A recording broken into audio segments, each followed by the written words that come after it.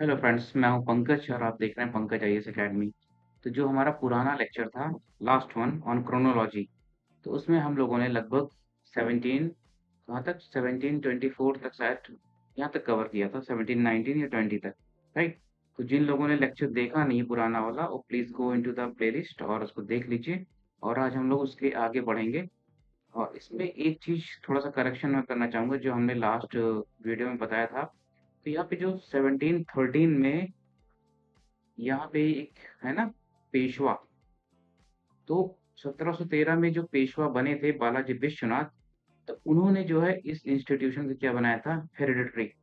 तो question generally पूछा जाता है कि which one of the पेशवाज made the institution into a hereditary one.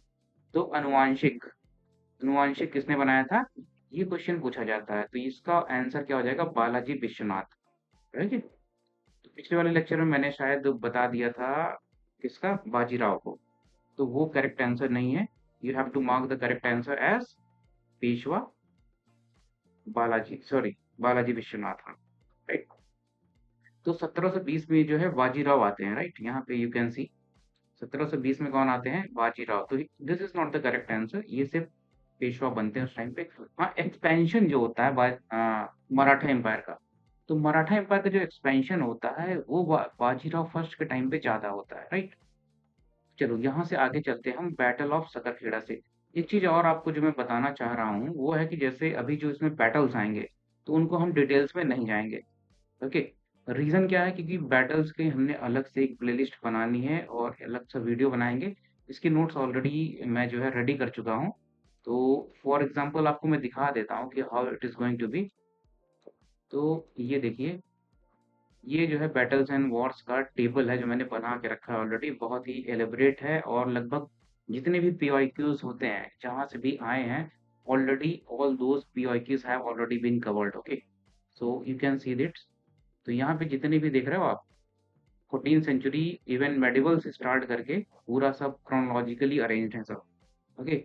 और कैसे हैं, किसके किसके बीच में है, ट्रिटीज कौन से हैं, रिजल्ट्स कौन कौन से आ रहे हैं, ठीक है। तो ऑलरेडी इसको मैं बना चुका हूँ और जैसे ही क्रोनोलॉजी खत्म होगा हम इसको भी लेंगे, राइट। तो इससे अगर आप इतना कर दिया तो कम से कम आपके मॉडर्न इंडिया के और मेडिवल इंडिया के लगभग 15 से 15-16 क्वेश्चन तो आराम से निकल जाएंगे सिर्फ इसी इंफॉर्मेशन से। 4-5 वीडियोस में कवर हो जाएंगे।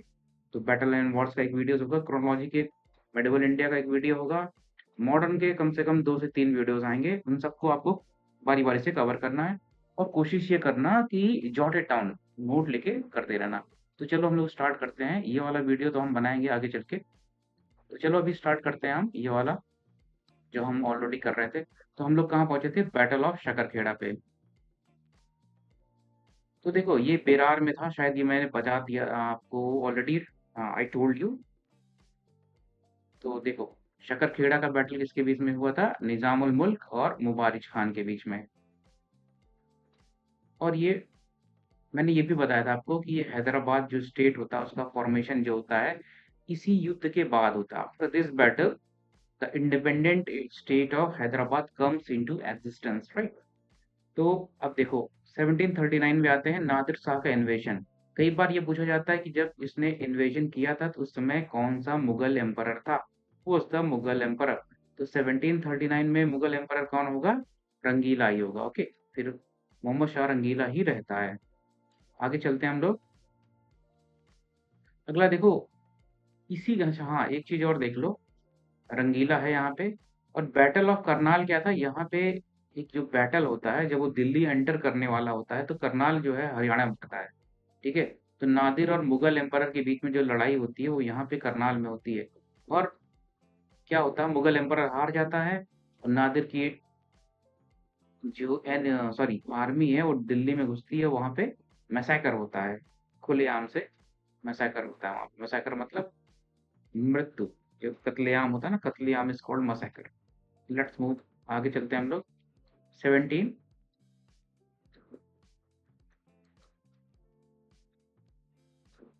तो 1740 में क्या है, बैटल ऑफ गिरिया।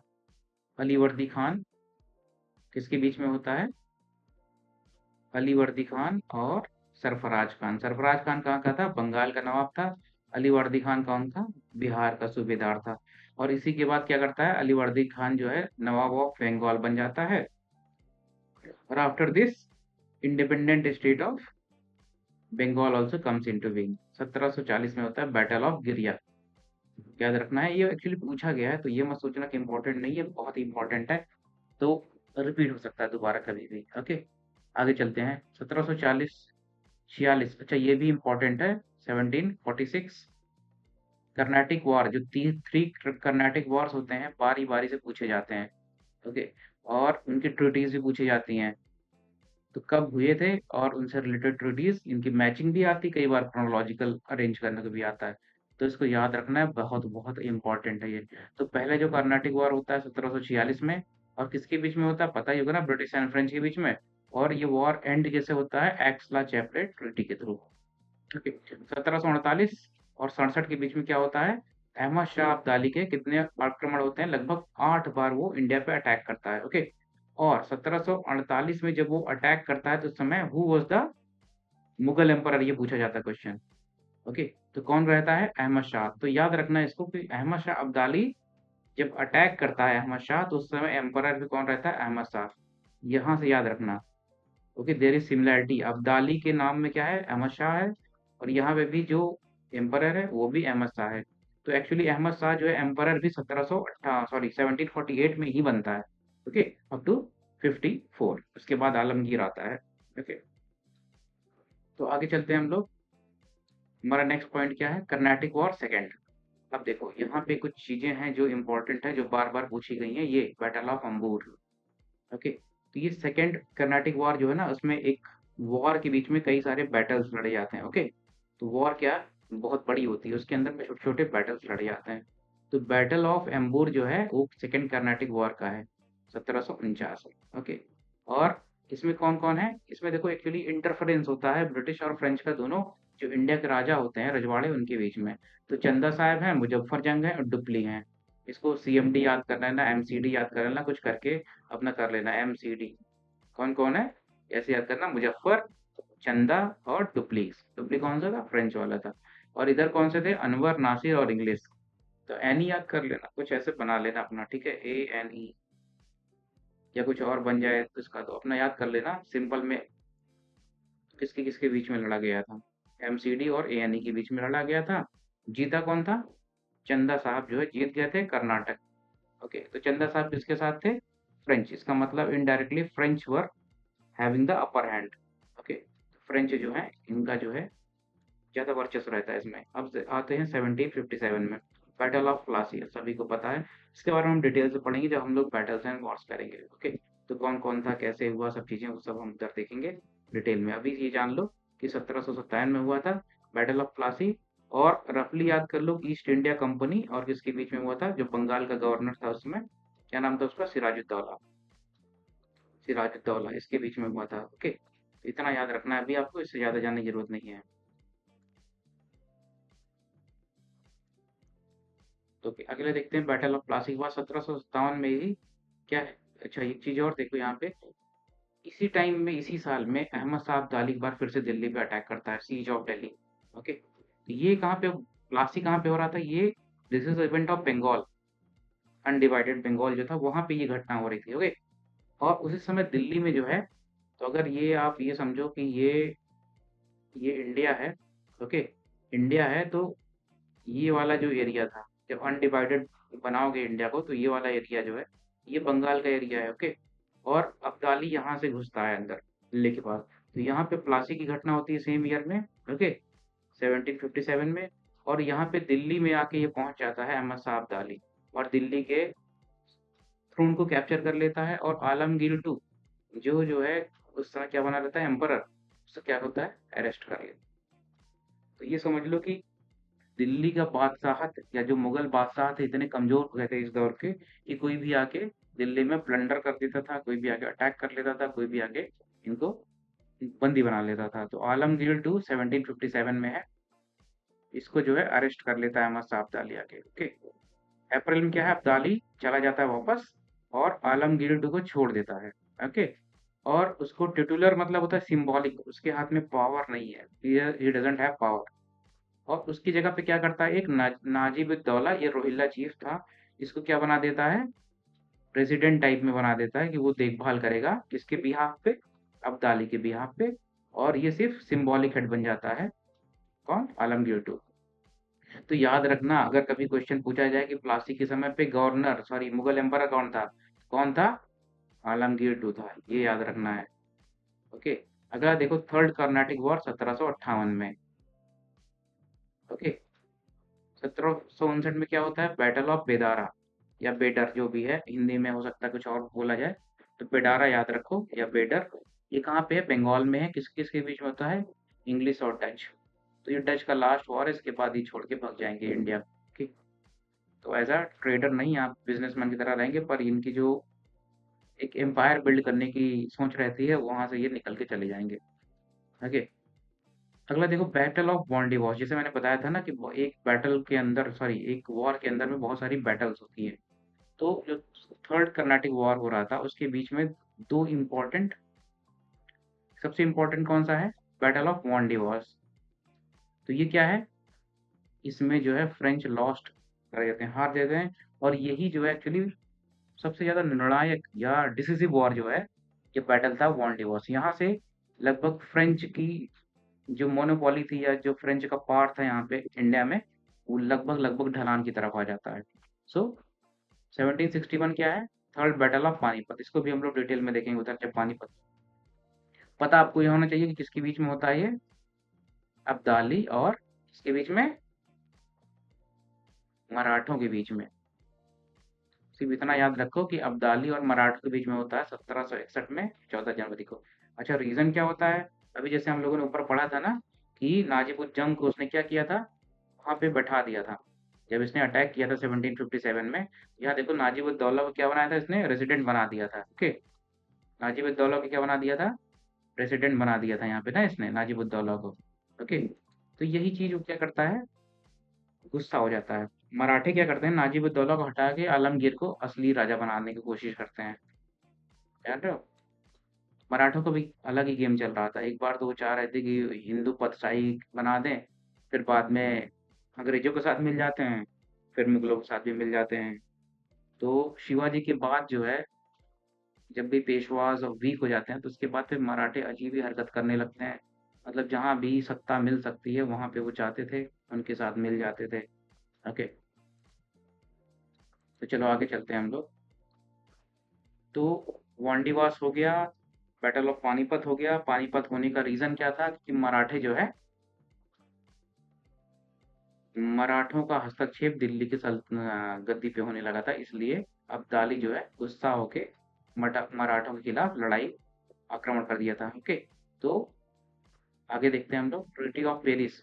इससे जो है थर्ड कर्नाटिक वॉर कंक्लूड हो गया था, खत्म हो गया था। Okay. Treaty of Paris. Battle of Buxar का हुआ। अब देखो, ये जो है बहुत इंपॉर्टेंट है, और इसके जो पार्टीज हैं वो आपको याद रखना चाहिए कौन कौन से हैं।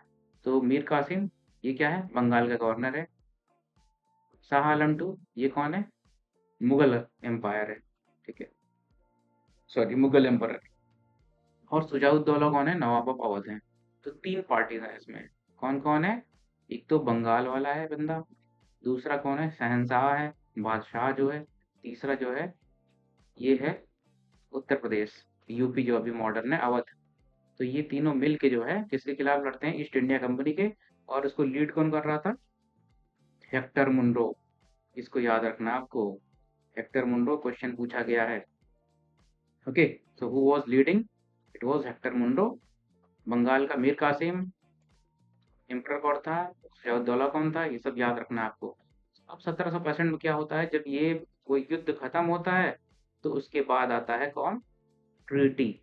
और करता कौन है, क्लाइव। याद रखो, क्लाइव लौट गया रहता है, लेकिन जब 1764 का बैटल होता है, तब Clive was not the governor.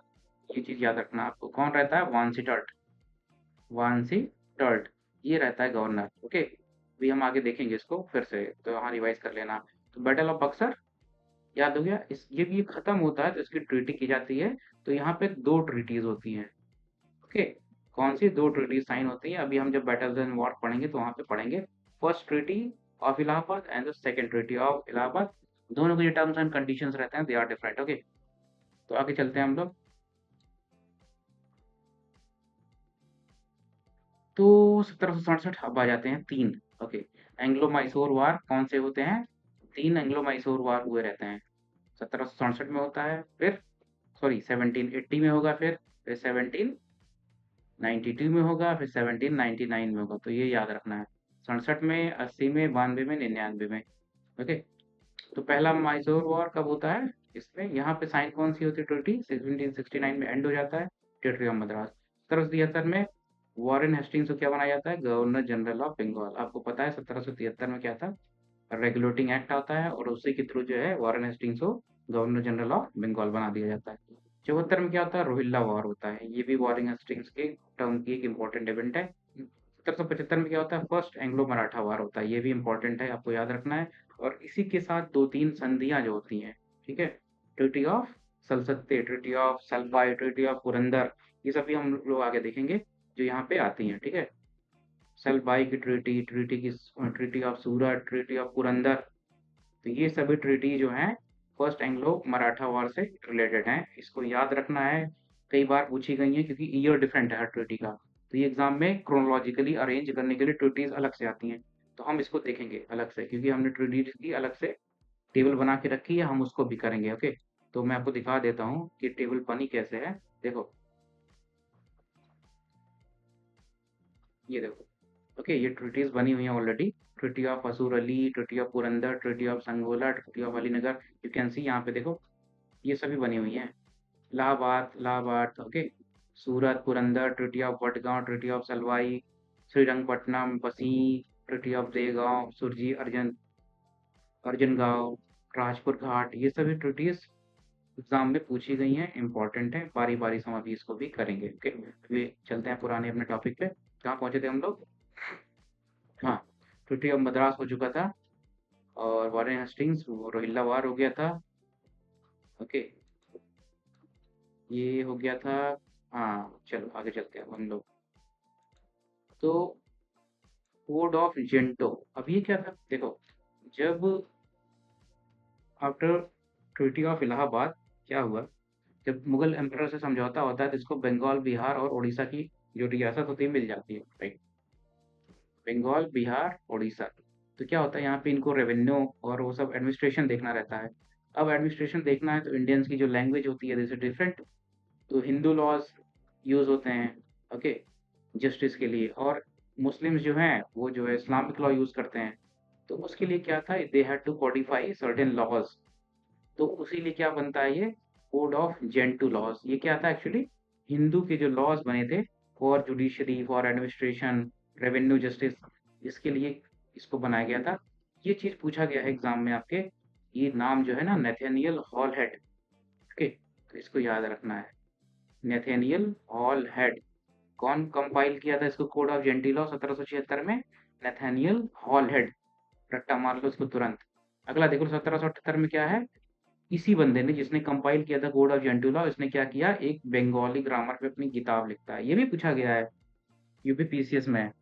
तो क्वेश्चन किसी तरीके से भी आ सकते हैं, आपको तैयार रहना है हमेशा। ओके, तो ये मत सोचना कि ये जो यहाँ पे है ये क्यों ऐसा दिया गया है, already it has been asked somewhere, BPSC, MPPSC, कहीं ना कहीं पूछा गया है, तो आपके लिए इंपॉर्टेंट हो जाता है। अब आता है 1780, मैंने बताया था जैसे पहले कि सेकेंड एंग्लो मैसूर वॉर आता है 1780 में, और ये एंड होता है ट्रीटी ऑफ मैंगलोर से। ओके, अगला देखो 1780 में क्या है, यहाँ पे कलकत्ता मदरसा स्टैब्लिश किया जाता है वॉरेन हेस्टिंग्स से। रीजन क्या था मदरसा स्टैब्लिश करने का? वही, क्योंकि उसको इस्लामिक लॉ भी समझना था ना, वॉरेन हेस्टिंग्स को इस्लामिक लॉ समझना था एडमिनिस्ट्रेशन करने के लिए। तो उधर वो कोड ऑफ जेंटू लॉ बना, इधर कलकत्ता मद्रास जो है मदरसा स्टैब्लिश किया गया।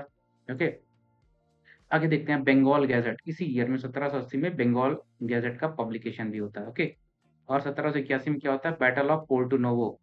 अब ये पोर्टो नोवो क्या है, it is a part, second Anglo Mysore war 1780 में चल रहा था, आपको पता है यहाँ से, राइट, ऊपर देखा था हम लोगों ने। तो उसी का एक्सटेंशन है, उसके अंदर में छोटा सा एक युद्ध है, बैटल ऑफ पोर्टो नोवो। ये पूछ लिया जाता है क्रोनोलॉजी में, या पूछा गया है ये।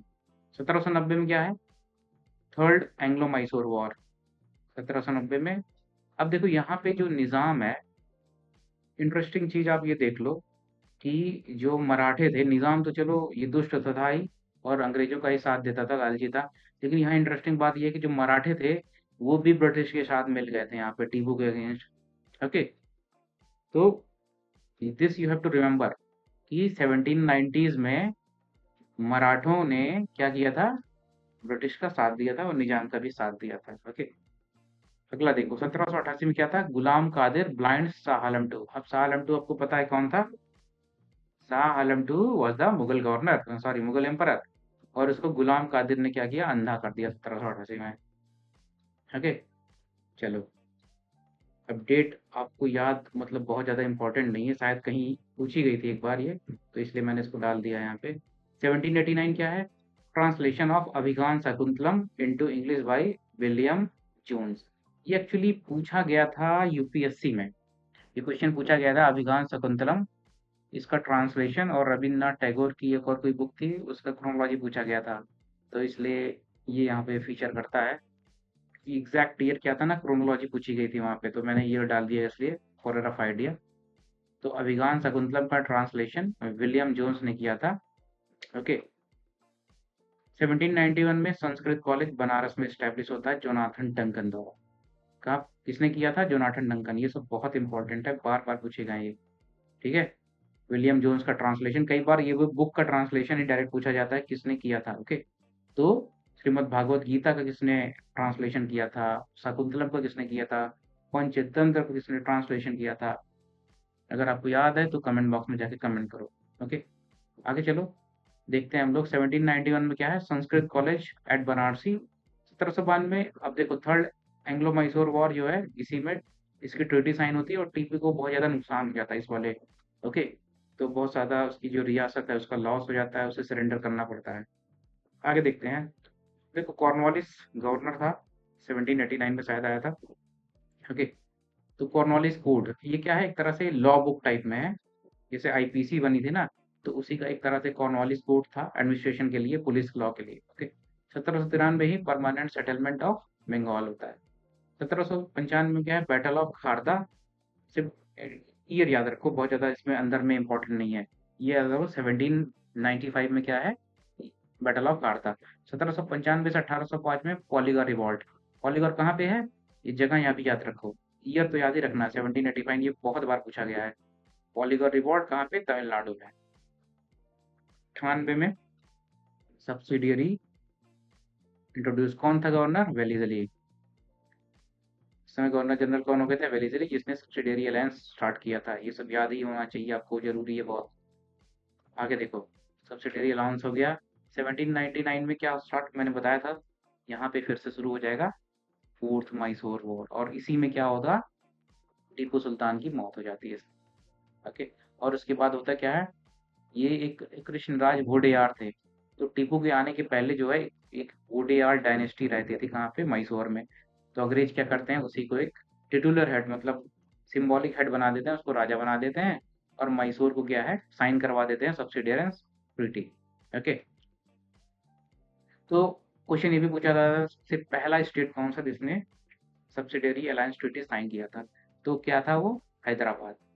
याद रखना है, Hyderabad was the first state, Mysore was the second state, and third state कौन सा था, Tanjore. Okay, can use HMT for short trick. Okay, तो यहाँ पे जो है सब्सिडियरी अलायंस में शामिल हो जाता है ये 1799 में। 1802 में क्या है, ट्रीटी ऑफ बसी साइन होती है, और यही ट्रीटी जाके आगे इट लीड्स टू, मतलब एक तरह से कहा जाए कि जो सेकंड एंग्लो मराठा वॉर है इसका कॉज क्या था, तो यही इसी ट्रीटी में इसका कॉज छिपा था, जिसमें कुछ ऐसे शर्तें थी। शायद रघुनाथ राव जो था इसका चाचा था, तो रघुनाथ राव जो है वो ट्रीटी साइन करता है अंग्रेजों के साथ, तो इसमें कुछ ऐसे, ओ नहीं नहीं नहीं, sorry sorry sorry, Raghunath Rao sorry में था, थर्ड मराठा में था क्या, यहाँ पे तभी फिलहाल बाजीराव टू और इसके बीच में होती है साइन, ट्रीटी ऑफ बसीन। और सेकेंड एंग्लो मराठा वॉर इसके बाद होता है। 1806 में वेल्लोर म्यूटिनी होती है, गवर्नर जनरल कौन था, बार्लो था। ये कई बार पूछा गया, यूपीएससी में भी पूछा गया क्रोनोलॉजी में, और यूपीपीसीएस में तो 2-3 बार आ चुका है ये। तो वेल्लोर म्यूटरी जो है बहुत ज्यादा इंपॉर्टेंट है। ओके, आगे देखते हैं हम लोग। 1808 में क्या है, वेलुथम्पी का रिवॉल्ट। वेलुथम्पी रिवॉल्ट ये भी कई बार पूछा गया है, जो रिवॉल्ट्स और वो वाला चैप्टर है उसमें से कई बार पूछा गया है ये। 1808, तो याद रखना है 1806, 1808 वेलुथम्पी का रिवॉल्ट। ट्रेवेंकोर कहाँ पे है, यह है केरला में, this you have to remember. Okay. 1809 में क्या है, ट्रीटी ऑफ अमृतसर, किसके किसके बीच में साइन होती है, रंजीत सिंह और मिंटो फर्स्ट के बीच में। मिंटो का कार्यकाल क्या है, 1807 से 13। 1814 में क्या है, एंग्लो नेपालीज वॉर। ठीक है। तो 14 में वॉर होता है, 16 में, 15 में सागौली की ट्रीटी साइन होती है। तो 14 से 16 तक चलता है ट्रीटी ऑफ सागौली। अगला देखो, 1817 में क्या है, पैका रेबेलियन कहाँ पे होता है, उड़ीसा में। ओके। 1824 में first Anglo Burma war, Lord Amherst रहता है इस समय गवर्नर जनरल। ओके। अब देखो, बर्मा से ही जो ट्रीटी चल रही थी, सॉरी वॉर चल रहा था, तो ये कॉन्क्लूड किससे होता है, this concludes with the treaty of Yandabo. तो याद रखना, ये कई बार यांडबो पूछा गया एक्चुअली एग्जाम में। ओके। तो ट्रीटी ऑफ यांडबो से, हाँ, तो ये जो है conclude, Anglo Burma war conclude हो जाता है। 1825 में होता है पागलपंथी रेवेलियन। अब ये, इसका इलाका क्या होगा पागलपंथियों का, ये कमेंट करो जाके कमेंट बॉक्स में। 1828 में क्या है, ब्रह्मो समाज। ये राजा राम मोहन रॉय ने फाउंड किया था। कहाँ पे फाउंड किया था, ये तो पता ही होगा आपको, कहाँ पे, कलकत्ता में। ठीक है, कलकत्ता में फाइंड ये हुआ था। अगला देखो, 1831 में क्या था, नरकलबेरिया या तीतुमीर। तीतुमीर कौन थे लीडर थे, नरकलबेरिया अपराइजिंग के जो लीडर थे, उन्हीं के नाम पे ही ये बना हुआ है। ओके। अगला देखो, 1836 मोपला रिबेलियन केरला। ओके। 1836 में क्या होता है, बंग भाषा प्रशासिका सभा फाउंडेड इन बंगाल। तो अगर क्वेश्चन पूछा जाए कि सबसे पहली पॉलिटिकल ऑर्गेनाइजेशन क्या थी इंडिया की, तो इसी का नाम आएगा, this was the first political organisation. Okay. तो ये याद रखना बहुत इंपॉर्टेंट है इसका ईयर। मोपला तो पूछा ही गया कई बार। तो ये मोपला रिवेलियन एक्चुअली कई फेजेस में होता है, तो जो यूजुअली पूछा जाता है, तो 1919 वाला पूछा जाता है, जो 1920, हाँ 20 में भी। तो जब नॉन कॉपरेशन मूवमेंट चल रहा था, सॉरी, नॉन कॉपरेशन मूवमेंट जब चल रहा था, तो उस टाइम पे जो हुआ था, उसी को सबसे ज़्यादा पूछा जाता है, पर ये भी याद रखना आपको। ओके। आगे देखो, जेम्स प्रिंसेप डिसिफर्स ब्राह्मी स्क्रिप्ट 1827 में, सॉरी 37। ये तो बहुत बार पूछा गया है। ठीक है। जेम्स प्रिंसेप ने क्या किया था, ब्राह्मी स्क्रिप्ट, और इसी से फिर जो अशोक के इंस्क्रिप्शंस हैं, इसके अशोक के इंस्क्रिप्शंस, क्योंकि वो ब्राह्मी स्क्रिप्ट में है, तो वो डेसिफर किए जाते हैं, उनको डिकोडिफाई किया जाता है। 1838 में होता है फरेजी मूवमेंट, और 1838 में ही जमींदारी एसोसिएशन जो सेकंड थी, लैंड होल्डर सोसाइटी, इसको फाउंड किया जाता है। इसके देवेंद्र नाथ टैगोर जो थे हेड थे। 1839 में क्या होता है, फर्स्ट एंग्लो अफगान वॉर होता है, और ये कौन होता है, लॉर्ड ऑकलैंड। गवर्नर जनरल कौन था, लॉर्ड ऑकलैंड था उसका। आगे देखो, अगला जो हमारा है 1843, ये तो बहुत बार पूछा गया, स्लेवरी क्रोनोलॉजी। ये जो है, ये आपके सोशल रिफॉर्म्स वाले में भी बहुत बार क्रोनोलॉजी में पूछा गया है कि स्लेवरी को एबॉलिश किसने किया था, लॉर्ड एलन बोरो ने किया था, और किस ईयर में किया था, 1843 में किया था। 1845 में क्या होता है, द डेन्स और द डेनमार्क, ये अपने पूरी फैक्ट्रीज बेच के इंडिया छोड़ के चले जाते हैं डेनमार्क। ओके। और एनेक्सेशन ऑफ सिंध, सिंध का अंग्रेजों ने कब एनेक्स कर लिया, ये भी 1843 में हुआ था, इसी एलन बोरो के टाइम में ही। अब 1846 में क्या हुआ था, 1845-86 में एंग्लो सिख वॉर पहला पहला हुआ था। गवर्नर जनरल कौन था, हार्डिंग था। ओके। 1845 में बैटल ऑफ मुडकी, मुडकी मुडकी, हो सकता है इसमें हिंदी में लिखा रहा है मुडकी, मुड़की या मुड़की ऐसे करके। तो ये जो पहला सिख वॉर हो रहा था, एंग्लो सिख वॉर, ये डेट याद रखनी है आपको। ठीक है। रंजीत सिंह से रिलेटेड क्वेश्चंस काफी बार आए हैं, और जो पंजाब की हिस्ट्री है, कि सिख डायनेस्टी जो है वहाँ की, उससे रिलेटेड क्वेश्चंस पूछे जाते हैं बार बार। तो याद रखना, जो भी बुक आप पढ़ते हो वहां से इसका रिवाइज कर लेना। ओके। तो बैटल ऑफ मुड़की क्या है, इसी से रिलेटेड है, 1845 में ही। Okay. 1848 second Anglo Sikh war, और क्या हुआ था इसमें, सिख डायनेस्टी हार गए थे पंजाबीज, और पंजाब का इसने क्या किया था, डलहौजी के टाइम पे था, उसने एनेक्स कर लिया था इसको। ओके। 1855 में, अच्छा 50 में क्या हुआ, टेलीग्राफ लाइन जो है पहली, कलकत्ता से डायमंड हार्बर तक ये सेटअप की गई थी। कलकत्ता से डायमंड हार्बर तक सेटअप हुई थी। कौन था? ऑब्वियसली डलहौजी ही था। ओके, तो डलहौजी के टाइम पे बहुत सारे अच्छे काम भी हुए थे इन इन इंफ्रास्ट्रक्चर डेवलपमेंट वाले, और संरचना जिसको बोलते हैं हम। तो वैसे काम भी हुए थे, लेकिन अब ये समझो कि उसका मेन पर्पस था वो तो ऐसा था कि इंडिया डेवलपमेंट के लिए हो रहा था। ओके, तो ये हो गया 1851 में पहुंचते हैं हम लोग 1851। तो अब ये देखो, ब्रिटिश इंडिया एसोसिएशन, तो जो जमींदारी एसोसिएशन था और जो ब्रिटिश इंडिया सोसाइटी थी, दोनों को मर्ज करके क्या बना दिया गया? BIA। ठीक है, जमींदारी प्लस BIS दोनों मर्ज हुए, बना क्या हमारा? BIS। 1852 में क्या होता है? Anglo Burma war. ठीक है, पुराना वाला जो आप देख रहे थे अभी, अफगान वॉर। ओके, याद कौन करना था? बर्मा के साथ हुआ था युद्ध। अगर फॉरेन जो लड़ाइयाँ हुई थी, फॉरेन मतलब ईस्ट इंडिया कंपनी की जो बाहर के देश में लड़ाई हो रही थी, किससे हो रही थी? नेपाल से हुई थी, ठीक है, बर्मा से हुई थी, अफगानिस्तान से हुई थी। तो ये 3 इम्पोर्टेंट देश हैं जिनके साथ लड़ाइयाँ हुई थी ईस्ट इंडिया कंपनी की। इसको याद रखना है ईयर। तो सेकंड वाला कब हो रहा है? 1852 से 53 में। अब इससे रिलेटेड क्वेश्चन है कि पहले म्यांमार को क्या था, इंडिया ने, सॉरी, ईस्ट इंडिया कंपनी या अंग्रेजों ने भारत में मिला लिया था। तो किस एक्ट के थ्रू म्यांमार को इंडिया से अलग किया जाता है? कमेंट करो इसको जाके कमेंट बॉक्स में। Through which act Myanmar was separated from Indian state. Okay, अब चलो यहाँ पे आगे हम लोग जो है, हमारा जो आगे का सफर है कैसा रहेगा? अभी हम लोग पढ़ेंगे गवर्नर वाइज। तो ये सभी जो हमने देखा अभी तक ऊपर तक क्वेश्चन, इसमें क्या था, ये सभी पूछे गए थे, इंपॉर्टेंट थे, इसलिए मैंने लिस्टिंग कर दी थी। अब इन्हीं को लगभग कुछ चीज़ें हो सकता है रिपीट हो, तो अब हम जो गवर्नर वाइज है थोड़ा सिस्टमेटिक वे में इसको करेंगे। तो ये हम अगले लेक्चर में देखेंगे। ये लेक्चर बहुत ज़्यादा नहीं तो बड़ा हो जाएगा। तो देखो, लॉर्ड क्लाइव जो है गवर्नर ऑफ बंगाल बनते हैं 1775 में। उसके बाद क्लाइव बंसीटार्ड, जैसे मैंने बताया था, यहाँ पे यू कैन सी, यहाँ पे देख रहे हो, ये वाला बैटल ऑफ बक्सर। ओके, तो ये लॉर्ड बंसीटार्ड है जिसके दौर में होता है ये वाला एरिया।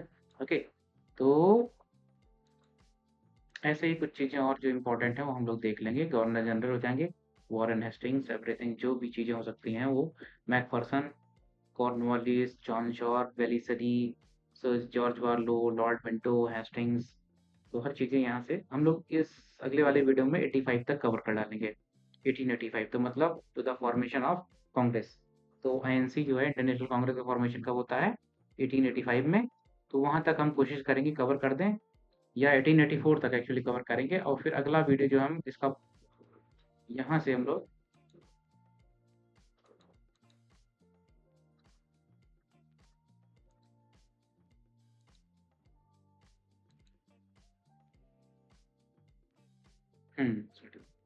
गायब सा हो गया था कहीं। तो ये वाला वीडियो जो है पार्ट 2, एक्चुअली पार्ट 3 में होगा, कल तो इसी में लग जाएगा। फिर यहाँ से हम लोग 85 से कवर करेंगे अगले वाले वीडियो में।